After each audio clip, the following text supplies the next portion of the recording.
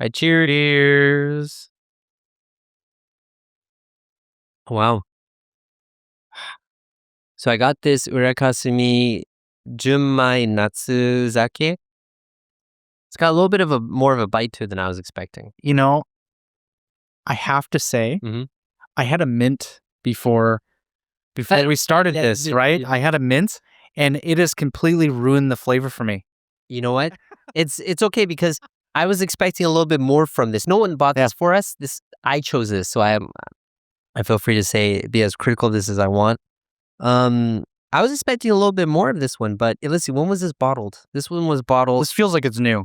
It is new. It was bottled last month, which makes sense because it's summer. But normally, I like the sake to rest for a little months. bit, right? Yeah. Just getting even a couple months just kind of gives it a little bit more of a rich flavor. Yeah, this feels very crisp. Yeah, like not in a good way. Yeah, it's got it has that alcohol taste to it at the end. Yeah, like when you get to like distilled alcohol, like whiskey, it's okay to taste that. But with this, I don't really want to. Yeah, that. You know what this kind of reminds me of? It's like an unbroken shoe.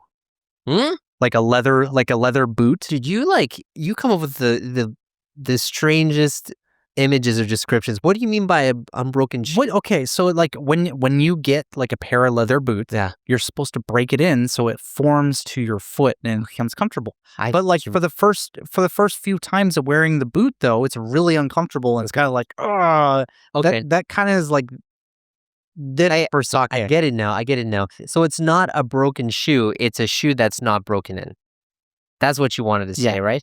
Like when you said a broken shoe, I was imagining like a shoe that you just go, you break it in. No, I said unbroken shoe. I know. So I was like, it's not unbroken. Like, how do you break a shoe?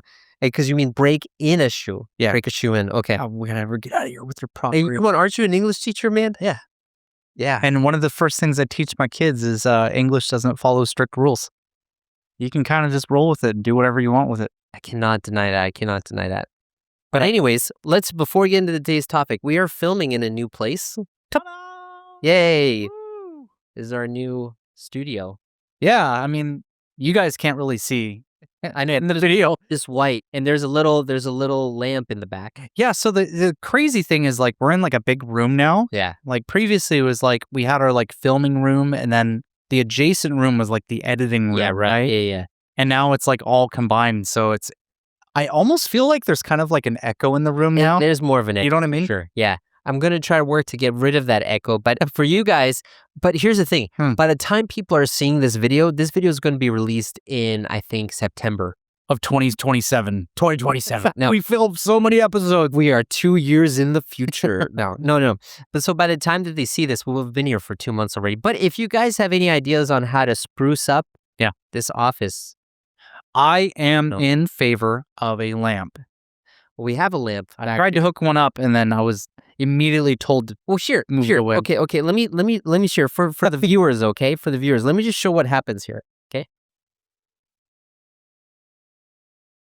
Powering the lamp out here. Okay. So for the people who are watching on video, you're gonna start seeing lines that go bzz, bzz, bzz, down the thing because the lighting does not match. No, it really doesn't. Doesn't match. It really doesn't. I'm turning this guy off, but now that it's right here, I'm just gonna keep it here for the rest of the show because I'm too lazy to put it back. So you're gonna throw off the balance, Arthur. For those listening on the podcast, they have no idea what we're talking about, but please watch our YouTube channel. Okay, so Austin, what are we talking about today? We're going to talk about mental health for the third time. So I gotta say, this is really funny. Someone, when we were thinking about new ideas, they were very curious about therapy in the States. Yeah. Because everyone goes to therapy in the States for mental health stuff. Yeah. And not so much in Japan. But when we filmed it first, some months ago, the audio was all messed up. The video was all messed up. So we had to refilm it. And then when we tried to refilm it, we went on an adjacent, a quite different topic. Yeah. So now we're really on this topic. Maybe. I hope so. I'm going to keep you on this topic. I'm going to keep you steered on it. That's going to be a task. We don't need to talk about what happened before filming, but it's been a confusing day for you. It has. So Austin, let me ask you though, have you ever gone to therapy? I have. For various reasons. I've tried out like different kinds of therapy. I think I don't know if I would say most Americans, but I think many Americans have at least been in a support group at one point in their life. For whatever reason. What do you mean by support group? So support groups are, like, I'll give you an example is like, a lot of churches on the weekends will have like Alcoholics Anonymous or somebody battling with addiction. Like the AA friends? Like the AA friends.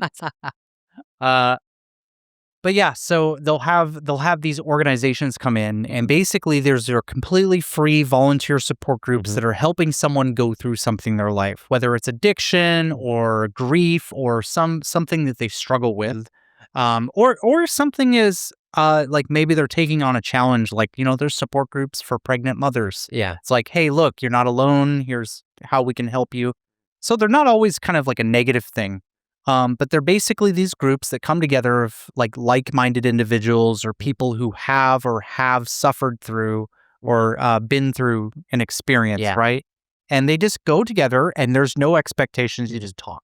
Yeah, right. I think a good movie that kind of shows this. And I don't know how gritty people like their movies, but Fight Club is a great movie to show that. I'm glad you brought that up, man. I love Fight Club. It's such a good movie. And we're back because I didn't think we were going to need to use the screen, but I wanted to show people what these support groups are kind of like in Fight Club. Yeah.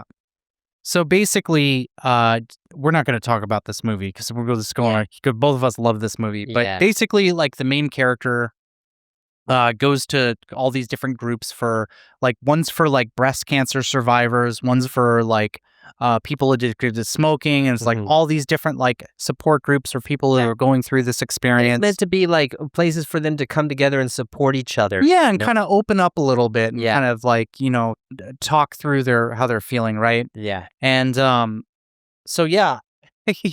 You have all these things. They're very, very common in the U.S. And like I said, they're not always about negative things. Yeah, right. Like pregnant mothers is like one thing. Back when I was in the military, there was one for military spouses. Yeah, right. Like for military spouses. Yeah, right. So like I said, they're not always a really negative thing. It's like, hey, look, I have something going in my life, and I'd like to be able to talk to somebody who's also experiencing this. Yes. Right? It's funny because I would actually say that these kinds of groups exist in a lot of modern churches too. Yeah. We call them, it's funny because I just put the picture together now, but because I remember, because I was about to say I've never been to one of these support groups, but I actually have. Yeah. And what we'd have in church is on Sunday we would have them go to church, and then some night on the weekdays, we would come together to like talk about what's going on in our life and encourage each other in the way of Christ, Yeah. So that's like a form of a support group. Yeah. No, they're really, really common in churches, and I'll say like another one that's like really common in a church also is like people who are unsure of whether or not they want to join the religion. Okay. And there's support groups where you can join of like other people who are kind of like on the fence of it. Yeah. And they go, well, okay, like here's how I feel about it. And I recently joined the church, and here's why I think you should too. Right? Those are super, super common. Yeah. So there's like a lot of these support groups, and I think a lot of people treat this as therapy. Yeah. Right? They even a lot of people, at least from my experience of going to these groups, a lot of conversations really go completely like off topic of what you would think they would be. Like, I've never been to Alcoholics Anonymous, I'm just going to say. But if you imagine what Alcoholics Anonymous would be, it's like a whole bunch of people talking about drinking. Yeah. But that's actually not always the case. A lot of like local meetings, like people will get together and there's kind of like talk about like what's going on in their life right now. And sometimes it's like, hey, you know what? I did something great this weekend, and here's what I did, and I really enjoyed it, and that's how I'm feeling right now. So it's like really kind of a way to get stuff off of your chest. Yeah. It's that's what a support group is, And so I've never been to Alcoholics Anonymous. I've never struggled with that. What? I know, right? Oh man, surprise! Really? I know, but I did go to like Jesus Christ Anonymous. I went to like the church support group, but also it was interesting for me because So the one time I went to therapy was in Japan. And my wife was like, yeah, Arthur, you are seriously troubled. You need a lot of help. You should go to therapy. And it was a time when we were not getting along too well, you know. Now things are much better. That's great. Yeah, it was so funny because for me going to therapy, when she said that, I was thinking, actually, hey, that's a good idea. Why not? Because in America, it's so normalized.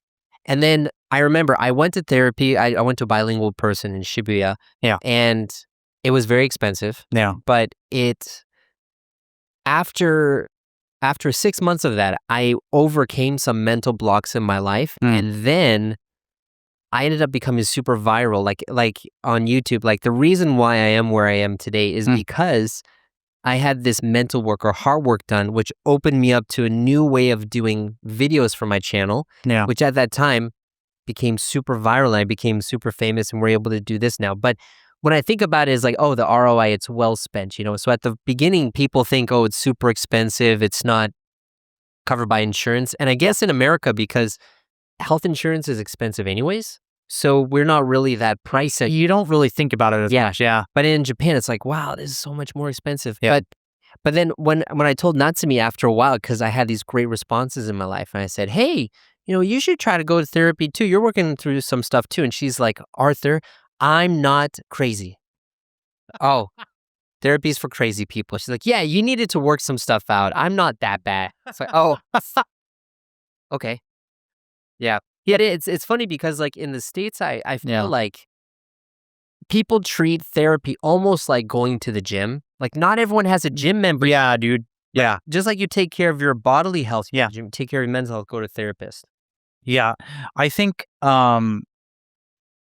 it's really funny because America's like really, really famous for just fat people. Yeah.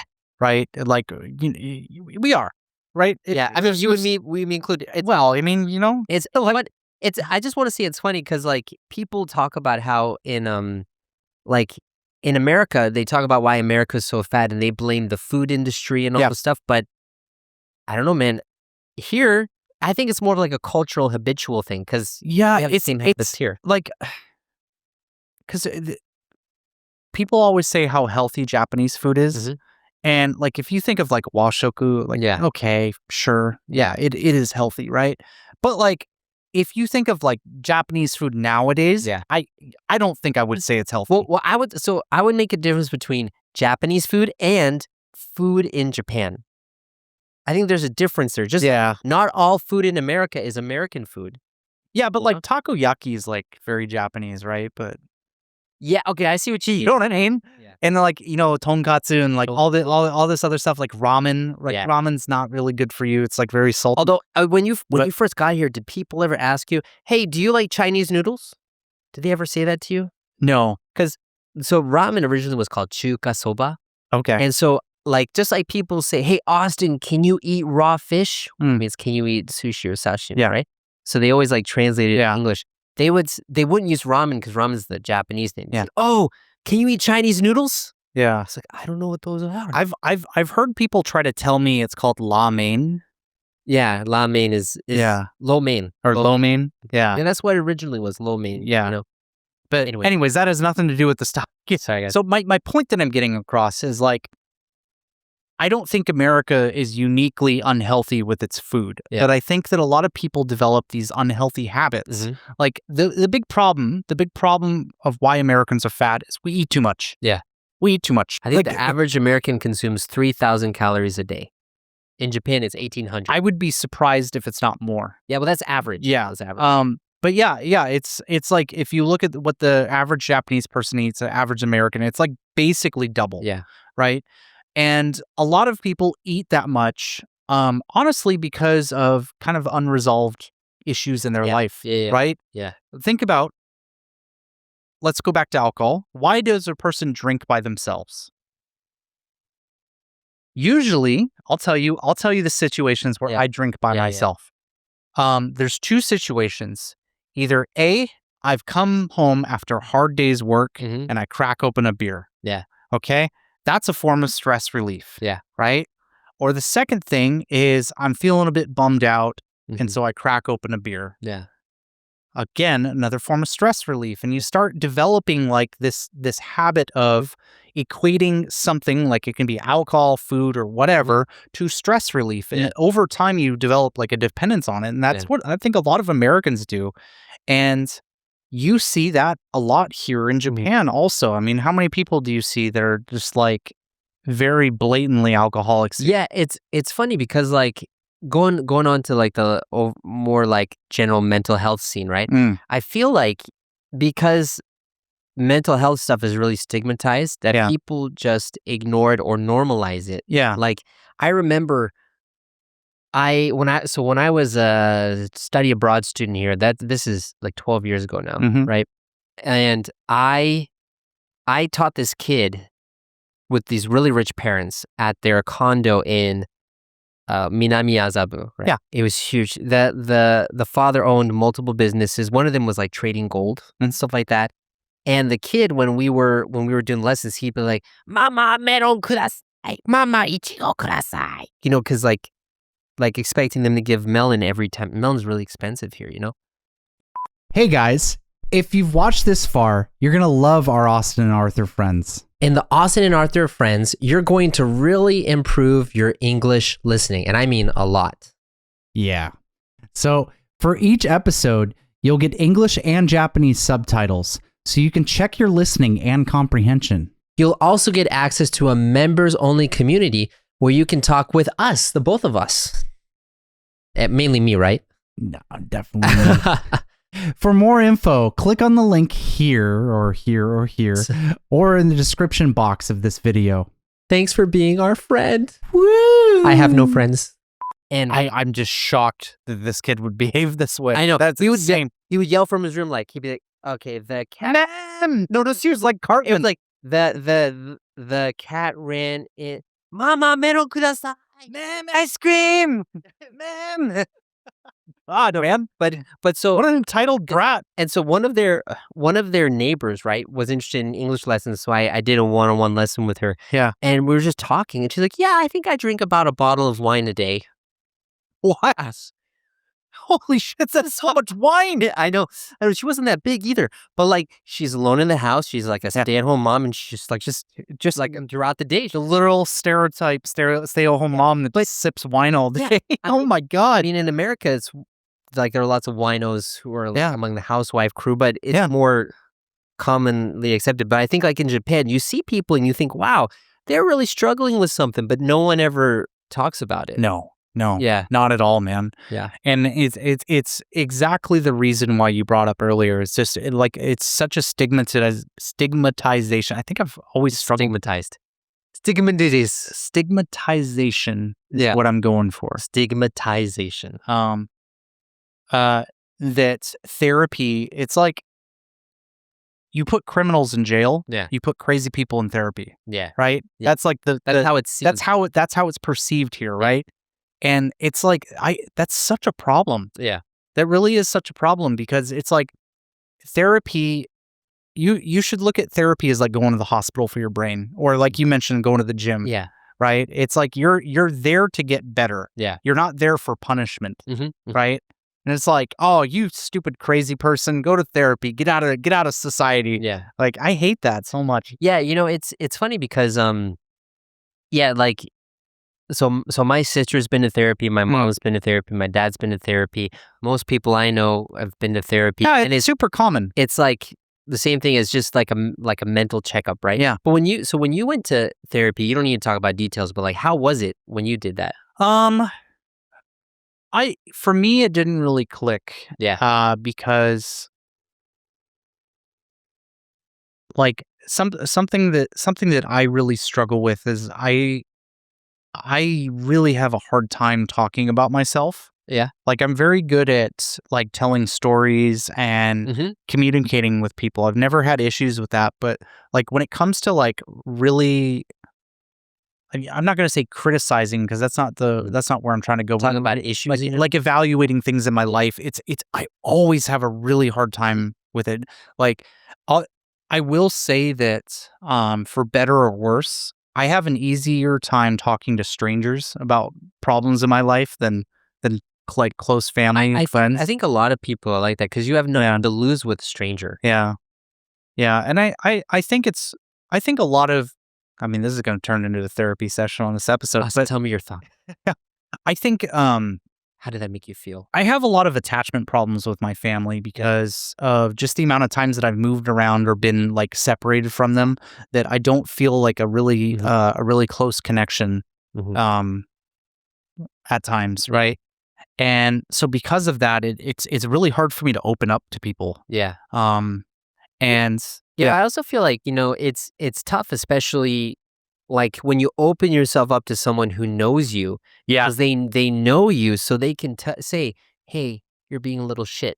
Yeah. Like you are the problem. Or time to suck it up. Yeah, like, and no one, being an adult. Yeah, and no one wants to hear that, right? Yeah. And so that's why, like, with a stranger, you have less accountability. Yeah. Whereas also, I think especially in Japan, because there's a big shame culture where if you share the stuff that's your problems, you can get shamed for that. Yeah. Like I've been shamed by family members for stuff that I've done, that I've shared. So I never want to share about myself anymore, Yeah.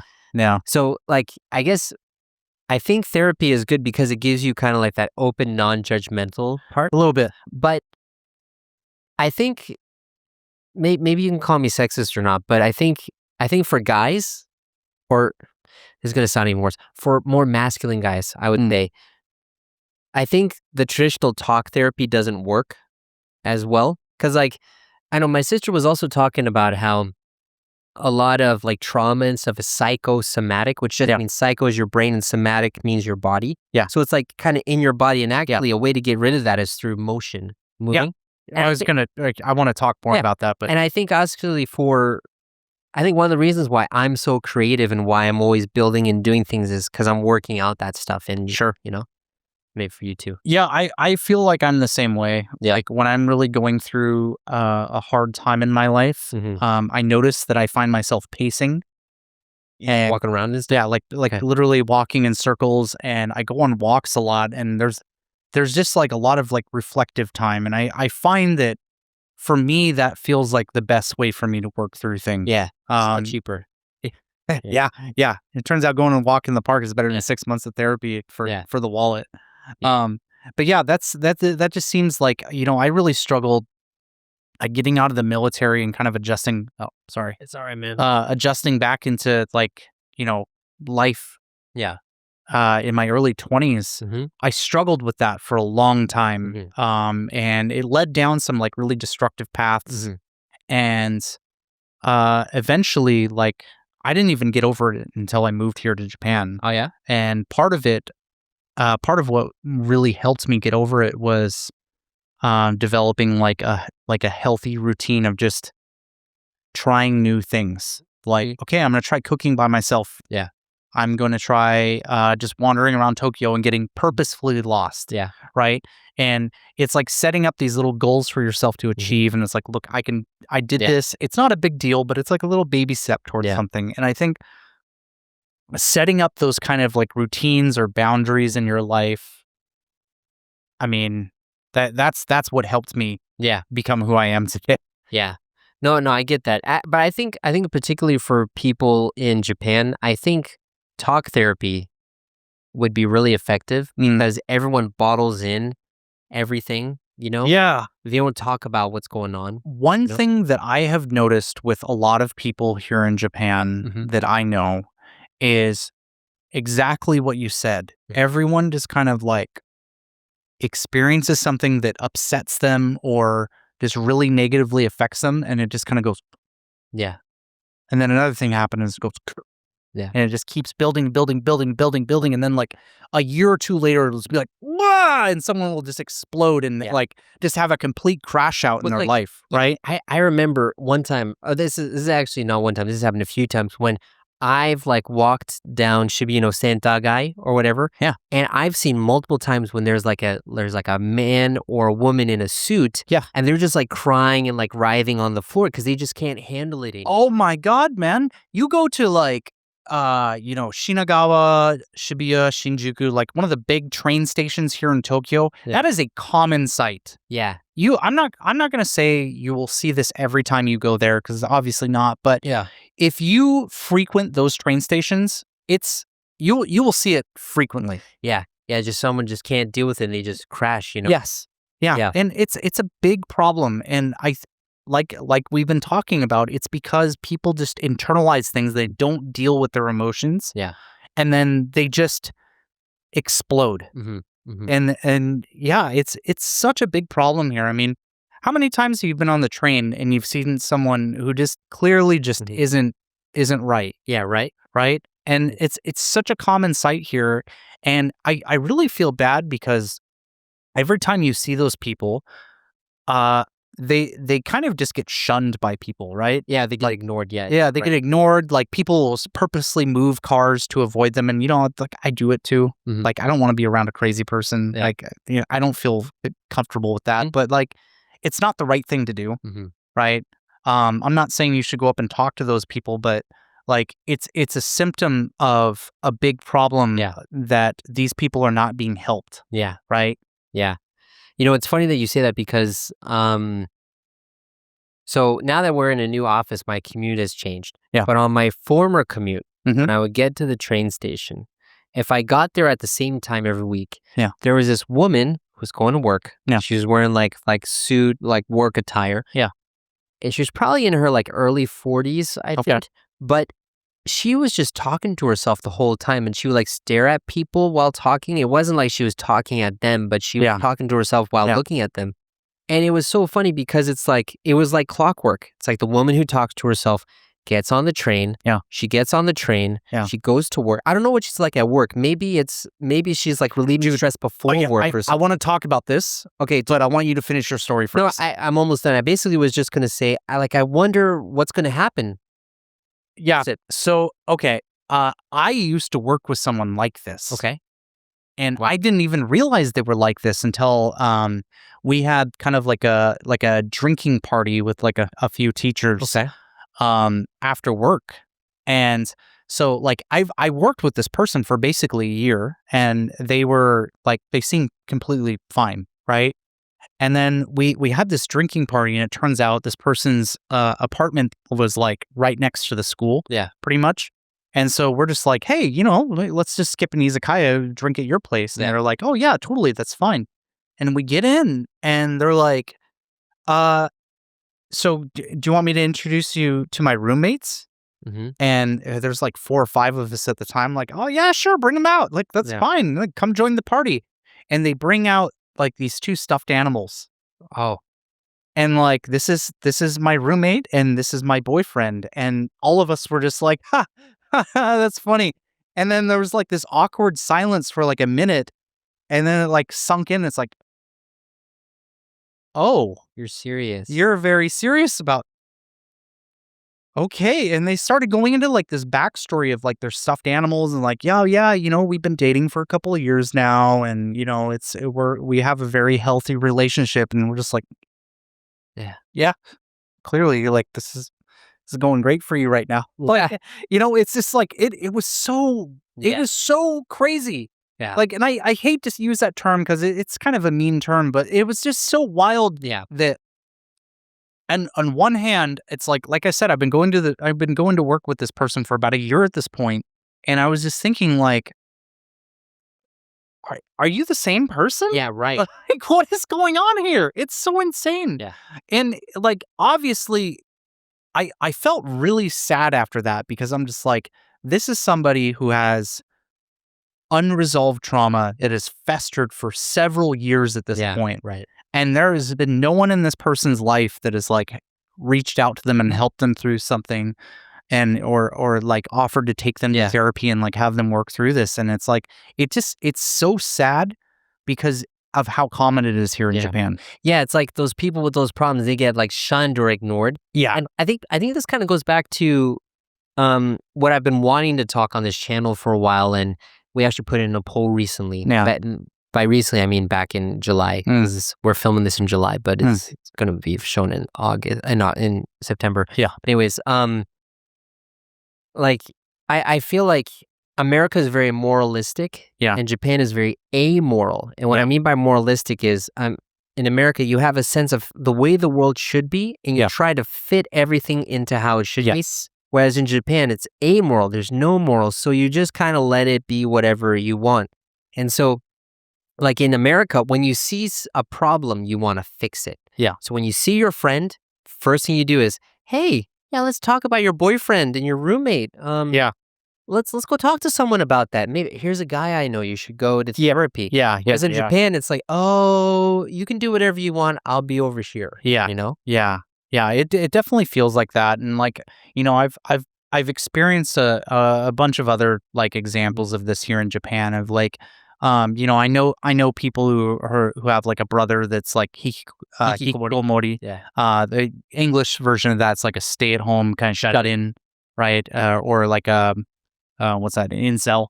Like, well, incel and shut-in's a little bit different, but they overlap a lot. Yeah, sure, right. Yeah. But so like a lot of the time you'll talk about this and you'll talk to the person's family and they'll be like, oh yeah, that's just how they are. Mm-hmm. You know, it's like, yeah, I'd like for them to, you know, kind of pull themselves together and go to work, but I mean, they're just not going to work. So we just give them money every month for them to survive. And it's just like, no, but oh my God, People can change. oh my God. Yeah.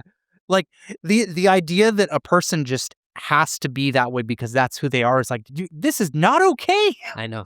Please help them. Oh my God. I know.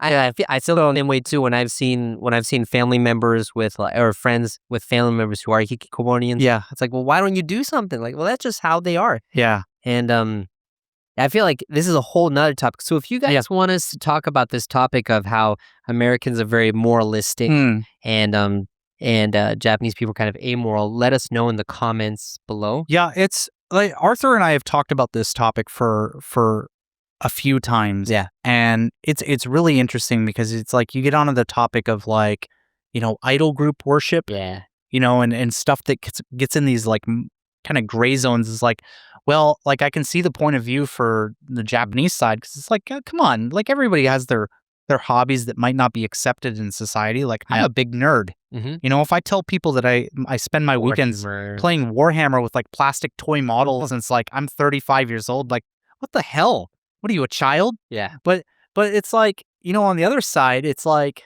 it's kind of weird that you, as like a 40-plus-year-old man, go to a concert designed for teenage girls. Yeah. That's a little weird for me, right? Yeah. So, yeah, I think there's a lot of conversation to be had there. It's funny because we talked with our assistant Aki, and she's like, oh, yeah, this is fine. It's not that big of a deal. Yeah.